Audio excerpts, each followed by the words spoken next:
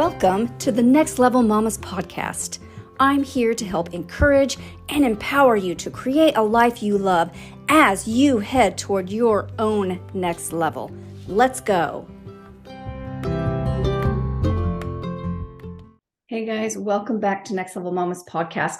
This week, we're actually ending the first quarter of 2023. When I say that out loud, I know it sounds like a business person with some pie charts, some graph charts of quarters and revenue and all of those things. All I'm talking about is our goals. And when it comes to goals in life, I do believe that breaking it up into quarters is actually helpful, probably because our default will get into the all or nothing type of thinking. It's a trap. And we can't win from there. We also get into the trap of thinking it's just so much.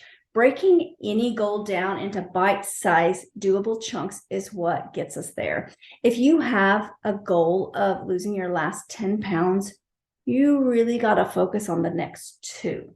Narrowing in your focus to that, and then it's not so overwhelming. It will deflate a little bit of the drama out of that situation. I think of it like if I were planning a 3-month-long grand tour across America, I only need to know where I want to start and where I want to end. And let's say I'm starting in California and ending in New York City. I made that decision. Am I going to begin with planning what I'll do in Kansas? No, I will break up the 3-month trip into weeks. I will begin by thinking, how far will I travel that first month? Then what part of that will I tackle that first week? Next, I can break up the weeks into days. I can choose the highlighted destination tourist attractions that I for sure want to hit. Then I can locate my hotels and buy tickets for the events and all the little details. I would never begin that journey by just buying my tickets to an amusement park in Kansas. I don't even really know for sure when I'll be there yet. I will loosely plan and then I'll just start moving. This is how you work your goal. Goals can also change over time, and you may be at a point of making a decision to stop a goal. Nothing wrong with that. These are your goals. Now, I would never use the word quit just because it has such a negative connotation for so many people. Stopping is just less dramatic. We stop at a stop sign. We slow down and stop for the turtle crossing the road. Then what? We can stop and restart at a later date, or we can even stop and pivot our energy into something else. Now, I've talked about a quote that I have on my office wall that says, if the plan doesn't work, change the plan, but never the goal. Now, this is a popular saying, and I do love it because I actually put it on my wall. It's giant. I love it so much. But before we jump into changing that plan, we have to analyze first if we even still love the goal. Do we love it because we are in love with it and we really want to do it, or are we just trying to love it because we said we would do it, or because it sounds impressive, and maybe because we don't want to be a quitter? So decide that first. Do I still love the goal? If you still love it and you want to keep going for it, then look at your plan. But before changing a plan, we have to take an honest look and evaluation at whether or not we're really working the plan. And I see this with weight loss all the time. People will start with a really good logical plan that will work. But after a bit, they're only loosely following it. We always want to jump and blame the plan because that's way more comfortable than actually admitting to ourselves that we're not really following the plan. It may just be time for a recommitment to your plan. It may be a time to refocus. Refocusing and recommitting are way easier than starting a new plan, believe it or not. There's always going to be a new plan right around the corner, every corner, especially with weight loss.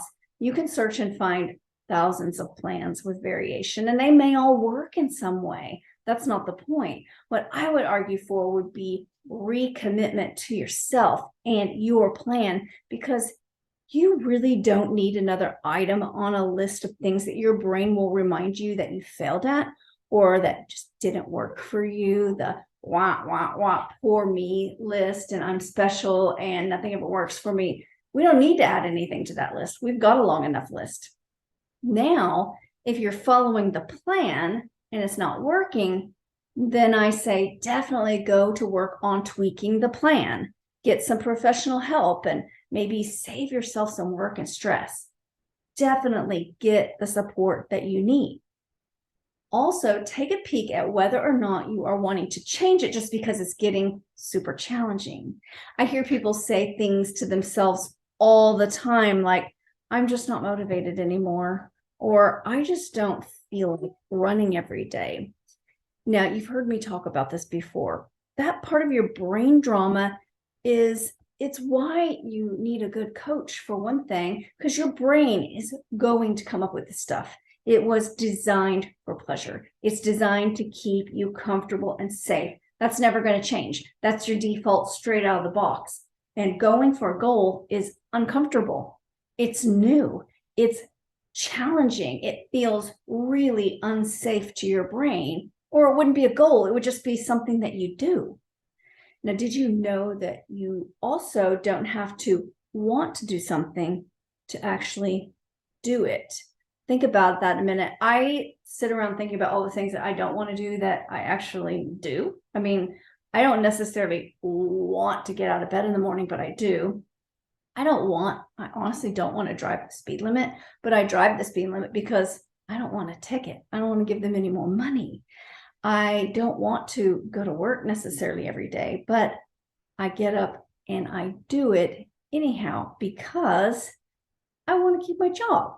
Now, when I look back, I don't think I really wanted to wake up all night with a screaming baby or change any poopy diapers. But what I wanted was really more important. I wanted a baby that was cared for. I wanted to be a good mother. That's how I did it. I paid way more attention to the part of my brain that was telling me my goal: be a good mother, raise healthy, clean kids. I listened to that way more than I listened to that part of my brain that was screaming inside, dear heavens, can't you sleep? I'm exhausted. When are you going to sleep through the night? I can't take it.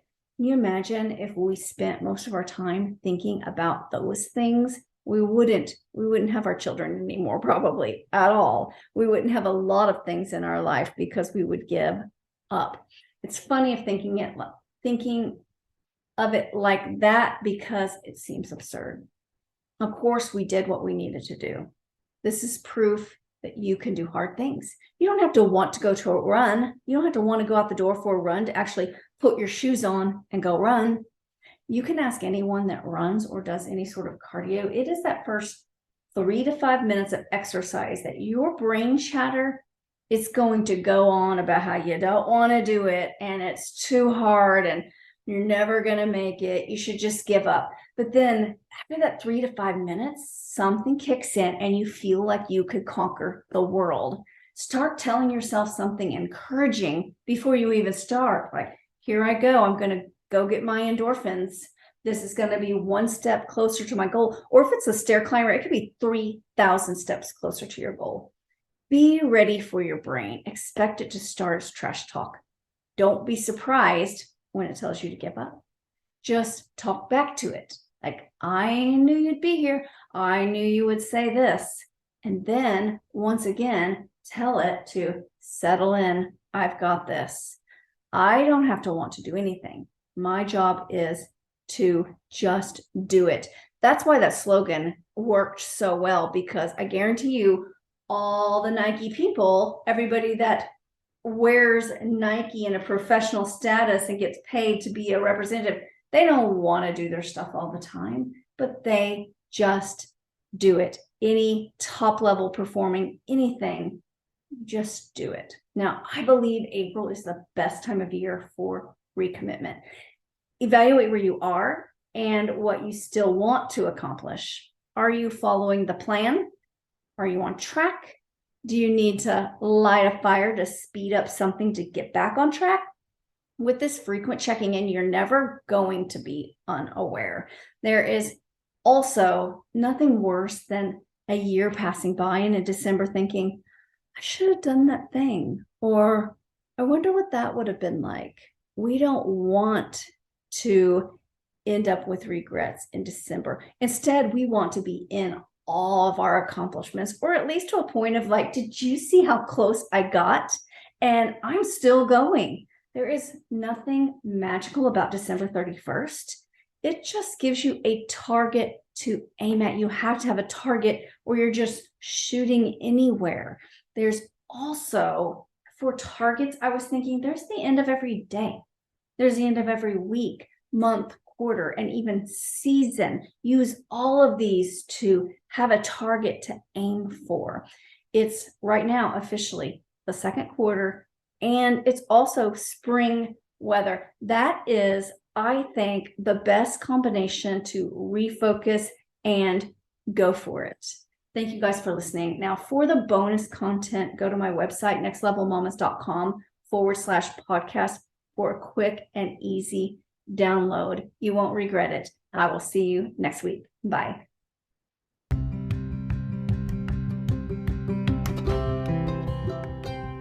Thank you for listening to this episode of Next Level Mamas, where we are out to win the level we are in and move into our own next level. For more information on coaching with me, please visit nextlevelmamas.com/create your life. See you next week.